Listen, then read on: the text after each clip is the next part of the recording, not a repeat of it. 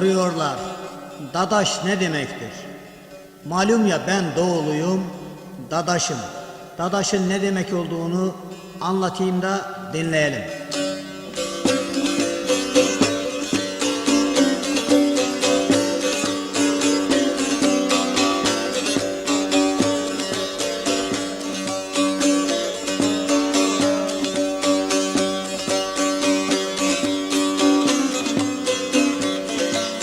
Dadaş büyük kardeş demek, dadaş büyük kardeş demek. İşte dadaş bu demektir, gururludur gayet dik baş. İşte dadaş bu demektir, işte dadaş bu demektir.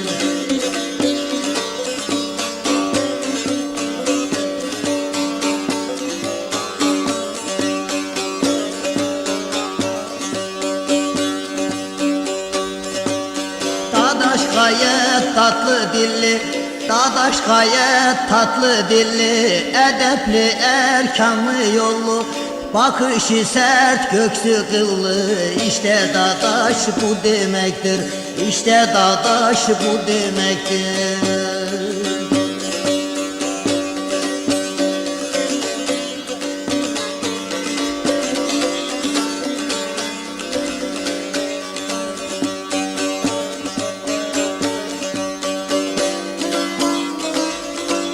Rüzgardır dadaşın hızı, rüzgardır dadaşın hızı, dadaş doğunun yıldızı.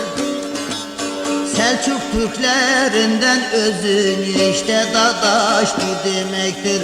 Selçuk Türklerinden özü, işte dadaş bu demektir.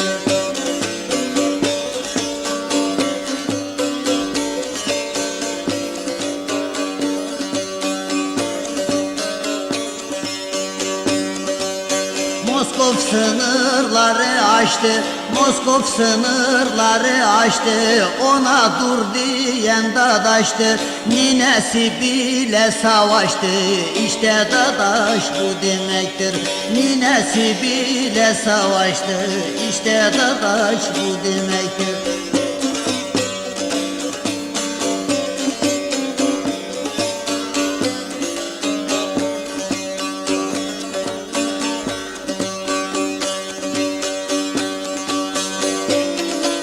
Dokunmasan dadaş kızmaz, dokunmasan dadaş kızmaz. Dadaş ahlakını bozmaz, bir coşar dünyaya sığmaz. İşte dadaş bu demektir, coşarsa dünyaya sığmaz. İşte dadaş bu demektir.